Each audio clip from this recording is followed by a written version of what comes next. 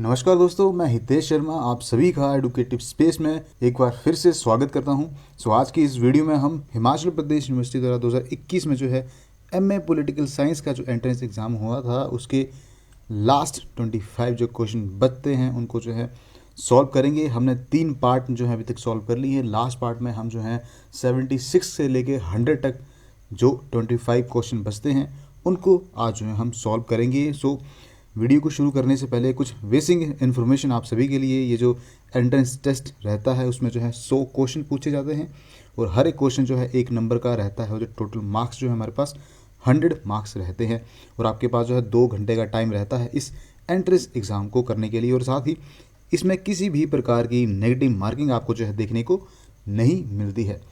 ये थी कुछ basic information regarding the MA political science entrance exam जो कि एचपीयू के द्वारा कंडक्ट करवाया जाता है।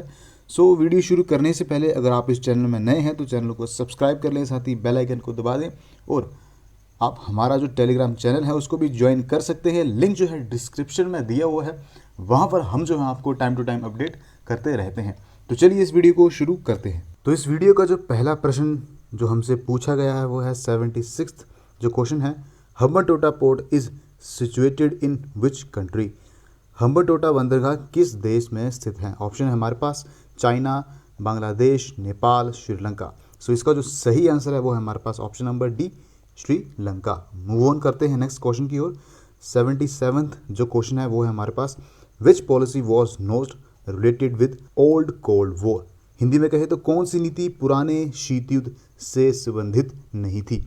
ऑप्शन है हमारे पास पॉलिटिकल डिस्ट्रस्ट, नंबर बी है हमारे पास नर्वस वॉर, नंबर सी है हमारे पास आइडियोलॉजिकल हेट्रेटेड, नंबर डी है हमारे पास लॉन पॉलिसी। हिंदी में कहे तो राजनीतिक अविश्वास, नंबर बी है हमारे पास स्नायु युद्ध, नंबर सी है हमारे पास वैचारिक घृणा और नंबर डी है हमारे पास ऋण नीति। इसका जो सही आंसर है वो है हमारे पास option number D, loan policy यानी ऋण नीति। मूव ऑन करते हैं नेक्स्ट क्वेश्चन की ओर।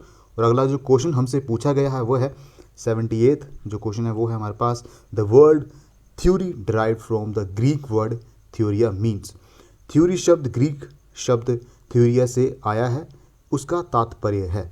ऑप्शन है हमारे पास a well articulated economic structure, number B है हमारे पास a well focused mental approach, number C है हमारे पास a well settled political system and number D है हमारे पास a well organised social system. Hindi में कहें तो एक सुप्रत्याशित आर्थिक ढांचा, नंबर बी है हमारे पास एक सुकेंद्रित मानसिक धारणा और नंबर सी है हमारे पास एक सुस्थापित राजनीतिक व्यवस्था और नंबर डी है हमारे पास एक सुगठित सामाजिक व्यवस्था। इसका जो सही आंसर है वो है हमारे पास ऑप्शन नंबर बी यानी अ well focused mental approach. Hindi में कहे तो एक सुकेंद्रित मानसिक धारणा। मूव ऑन करते हैं नेक्स्ट प्रश्न की ओर। अगला जो क्वेश्चन है वो है हमारे पास, author of world system analysis and introduction is. World system analysis and introduction के लेखक हैं। ऑप्शन है हमारे पास Andre G Frank, number B है हमारे पास डेविड ईस्टन और नंबर सी है हमारे पास Karl Marx and number D है हमारे पास इमैनुअल वॉलस्ट्रीन। इसका जो सही आंसर है वो है हमारे पास option number D, Immanuel Wallerstein. Move on करते हैं नेक्स्ट प्रश्न की ओर। और अगला जो क्वेश्चन है वो है हमारे पास, appropriate means of neo realism. Hindi में कहे तो नव यथार्थवाद का उपयुक्त तात्पर्य है। ऑप्शन है हमारे पास, international community is basically orderly and peaceful, number B है हमारे पास a well organised and developed economic bodies, number C है हमारे पास an attempt to restate the basic idea of realism in a more scientific form और number D है हमारे पास well settled international organisation. Hindi में कहे तो अंतर्राष्ट्रीय समुदाय मूलतः सुव्यवस्थित एवं शांतिप्रिय है, नंबर बी है हमारे पास एक सुगठित एवं विकसित आर्थिक संस्थाएं और नंबर सी है हमारे पास यथार्थवाद की आधारभूत विचारधारा का अधिक वैज्ञानिक रूप में पुनर्कथन का प्रयास है और नंबर डी है हमारे पास सुस्थापित अंतर्राष्ट्रीय संगठन। इसका जो सही आंसर है वो है हमारे पास ऑप्शन नंबर सी यानी an attempt to restate the basic idea of realism in a more scientific form. Hindi में कहें तो यथार्थवाद की आधारभूत विचारधारा का अधिक वैज्ञानिक रूप में पुनर्कथन का प्रयास है। मूव ऑन करते हैं नेक्स्ट प्रश्न की ओर। और अगला जो क्वेश्चन हमसे पूछा गया है वो है when was the state of Himachal Pradesh act pass in parliament. The state of Himachal Pradesh act संसद में कब पास हुआ था? ऑप्शन है हमारे पास 18 दिसंबर 1970, ऑप्शन बी है हमारे पास 25 जनवरी 1971, ऑप्शन सी है हमारे पास 1 नवंबर 1966 और नंबर डी है हमारे पास 10 दिसंबर 1970। सो इसका जो सही आंसर है वो है हमारे पास ऑप्शन नंबर ए 18 दिसंबर 1970, यानी 18 दिसंबर 1970 को जो है the state of Himachal Pradesh act जो है पार्लियामेंट में पास हुआ था। मूव ऑन करते हैं नेक्स्ट प्रश्न की ओर। और अगला जो क्वेश्चन हमसे पूछा गया है वो है the Himachal Pradesh legislative assembly election 2017 was held on. Himachal Pradesh विधानसभा चुनाव 2017 आयोजित हुए थे। ऑप्शन है हमारे पास 9 नवंबर 1917, 7 जनवरी 2017, 1 नवंबर 2017 या तो 29 नवंबर 2017। सो इसका जो सही आंसर है वो है हमारे पास ऑप्शन नंबर ए 9 नवंबर 2017 को जो है हिमाचल प्रदेश लेजिस्लेटिव असेंबली के जो इलेक्शन है वो करवाए गए थे। मूव ऑन करते हैं नेक्स्ट क्वेश्चन की ओर। और अगला जो क्वेश्चन है वो है हमारे पास when was the first Panchayati Raj act pass in Himachal Pradesh. Himachal Pradesh में प्रथम पंचायती राज अधिनियम कब पास हुआ था? ऑप्शन है हमारे पास 1956, बी पे है हमारे पास 1966 या तो 1970 या तो 1968। सो इसका जो सही आंसर है वो है हमारे पास ऑप्शन नंबर सी 1970। 1970 में जो है हिमाचल प्रदेश में प्रथम पंचायती राज अधिनियम जो है पास हुआ था।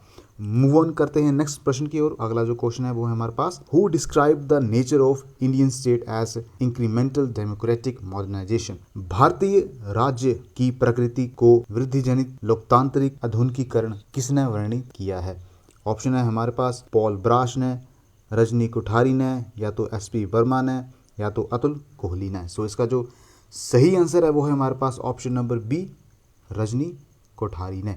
मूव ऑन करते हैं नेक्स्ट प्रश्न की ओर। और अगला जो क्वेश्चन हमसे पूछा गया है वो है how much percentage of total national capacity of hydro electric power does the Himachal Pradesh has. Himachal Pradesh में देश की कुल जल विद्युत क्षमता की कितने प्रतिशत की संभावना है? ऑप्शन है हमारे पास 32, 16, 25 या तो 20। सो इसका जो सही आंसर है वो है हमारे पास option number C 25। Move on करते हैं नेक्स्ट प्रश्न की ओर। और नेक्स्ट जो क्वेश्चन है वो है हमारे पास Himachal Pradesh MLA Shri Rakesh Singha is related with which political party. Himachal Pradesh के विधायक श्री राकेश सिंघा किस राजनीतिक दल से संबंधित हैं? ऑप्शन है हमारे पास बीजेपी, एनआईसी, बीएसपी या तो सीपीएम। सो इसका जो सही आंसर है वो है हमारे पास option number D CPM. Move on करते हैं नेक्स्ट क्वेश्चन की ओर। और अगला जो क्वेश्चन है वो है हमारे पास sustainable development goals for future to be achieved by which year as per UN resolution. संयुक्त राष्ट्र के प्रस्ताव के अनुसार भविष्य के लिए सतत विकास लक्ष्य किस वर्ष तक प्राप्त किया जाना है? ऑप्शन है हमारे पास 2021, 2030, 2025 या तो 2040। सो इसका जो सही आंसर है वो है हमारे पास option number B 2030। Move on करते हैं नेक्स्ट क्वेश्चन की ओर। और अगला जो क्वेश्चन है वो है हमारे पास Marxian concept of freedom does not include. स्वतंत्रता की मार्क्सी अवधारणा में शामिल नहीं है। ऑप्शन है हमारे पास प्रैक्सिस, नंबर बी है हमारे पास आइडियोलॉजिकल कमिटमेंट, नंबर सी है हमारे पास फ्रीडम फ्रॉम नेसेसिटी और नंबर डी है हमारे पास end of alienation.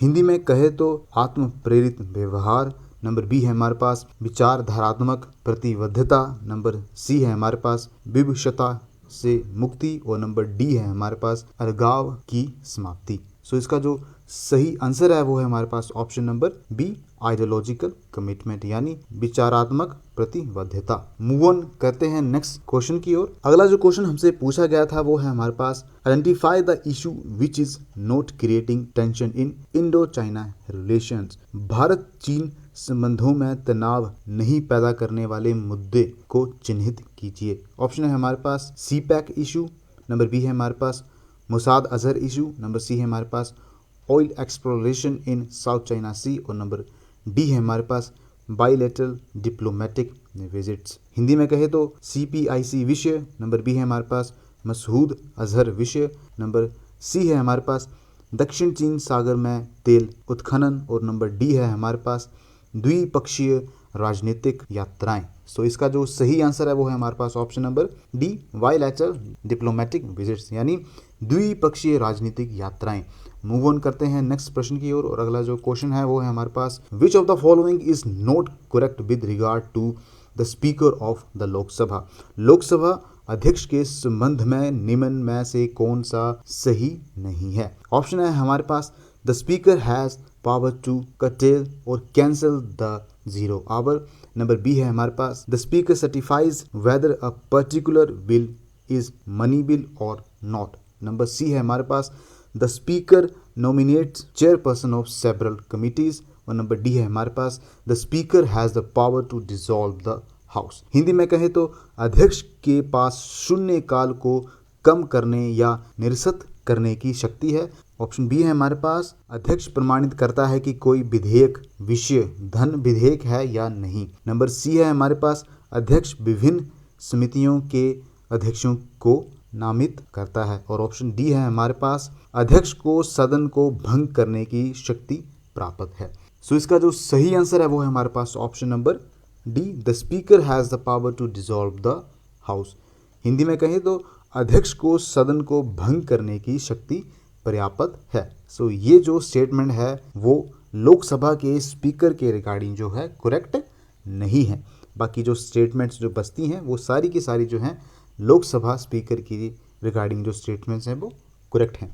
So move on करते हैं अगले क्वेश्चन की ओर, और अगला जो क्वेश्चन है वो है हमारे पास identify the correct pair of India's neighbours country and issue of regional contentions with it. Bharat के पड़ोसी देश तथा उनके साथ क्षेत्रीय विवाद के मुद्दों के सही युग्म को चिह्नित कीजिए। सो ऑप्शन है हमारे पास बांग्लादेश डोकलाम, नंबर बी है हमारे पास चाइना तुलबुल, नंबर सी है हमारे पास पाकिस्तान बगलीहार, नंबर डी है हमारे पास श्रीलंका रोहिंग्या। सो इसका जो सही आंसर है वो है हमारे पास option number C, Pakistan Baglihar. So ये जो है करेक्ट पेयर है। ये जो डोकलाम का इशू है वो चाइना के साथ है हमारा, ठीक है, और रोहिंग्या का जो इशू है वो है हमारे पास म्यांमार से जो है काफ़ी ज़्यादा जो रोहिंग्या रिफ्यूजी हैं वो वेस्ट बंगाल में जो है आके जो है बस जा रहे हैं। सो ये इशू हमारे पास रोहिंग्या का इशू है वो है हमारे पास म्यांमार के साथ है।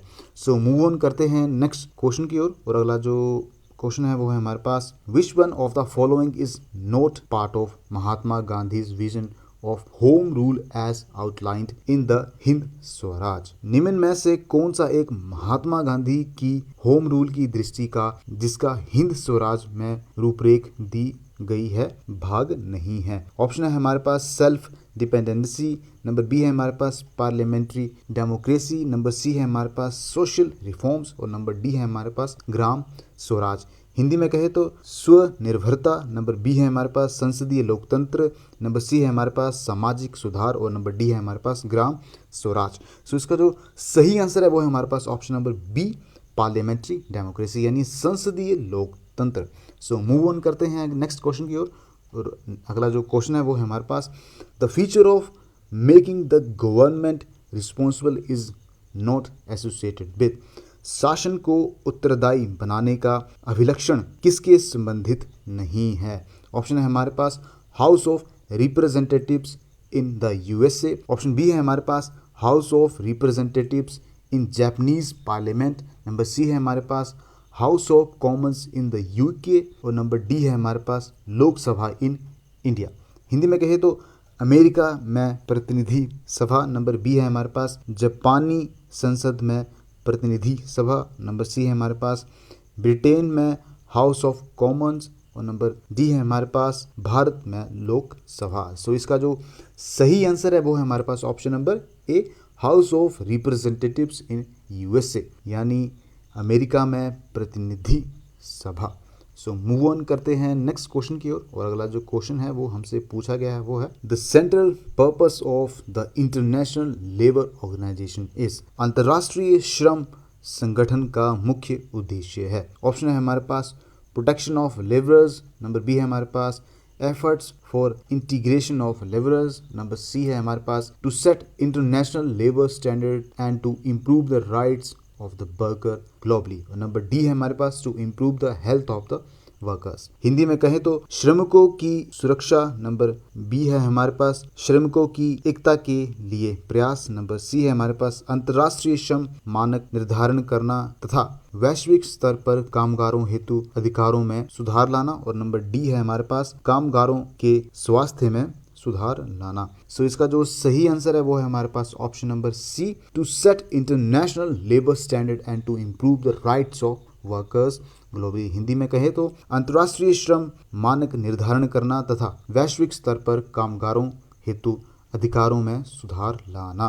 मूव ऑन करते हैं नेक्स्ट क्वेश्चन की ओर। और अगला जो क्वेश्चन है वो है हमारे पास the theme of Rio conference 1992 was. Option है हमारे पास good nature good health. Option B है हमारे पास save ozone layer. Option C है हमारे पास सस्टेनेबल डेवलपमेंट। और ऑप्शन डी है हमारे पास सेव ग्लेशियर। हिंदी में कहे तो उत्तम प्राकृतिक उत्तम स्वास्थ्य, ओजोन परत का बचाव, सतत विकास, हिमनदों का बचाव। सो इसका जो सही आंसर है वो है हमारे पास option number C sustainable development यानी सतत विकास। नेक्स्ट क्वेश्चन है हमारे पास names of 4 pillar of a state that suggested by Ram Manohar Lohia are. Ram Manohar Lohia द्वारा सुझाए गए राज्यों के 4 स्तंभों के नाम हैं। ऑप्शन है हमारे पास विलेज, कबीला, state and nation. Option B है हमारे पास village, mandal, state and central government. Option C है हमारे पास mandal, division, state and nation. और ऑप्शन डी है हमारे पास विलेज, कबीला, state and central government. Hindi में कहें तो गांव, कबीला, प्रांत या तो राष्ट्र। ऑप्शन बी है हमारे पास गांव, मंडल, प्रांत एवं केंद्रीय सरकार। ऑप्शन सी है हमारे पास मंडल, संभाग, प्रांत एवं राष्ट्र। और ऑप्शन डी है हमारे पास गांव, कबीला, प्रांत एवं केंद्रीय सरकार। सो इसका जो सही आंसर है वो है हमारे पास option number B village, mandal, state and central government यानी गांव, मंडल, प्रांत एवं केंद्रीय सरकार। सो मूव ऑन करते हैं नेक्स्ट क्वेश्चन की ओर। और अगला जो क्वेश्चन है वो है हमारे पास at the present what is the quorum for holding the meeting of the Lok Sabha. वर्तमान में लोकसभा की बैठक के लिए गणापूर्ति क्या है। ऑप्शन है हमारे पास 52 मेंबर्स, 53 मेंबर्स, 54 मेंबर्स या तो 55 मेंबर्स। हिंदी में कहें तो 52 सदस्य, 53 सदस्य, 54 सदस्य या तो 55 सदस्य। सो इसका जो सही आंसर है वो है हमारे पास 55 मेंबर्स, 55 सदस्य।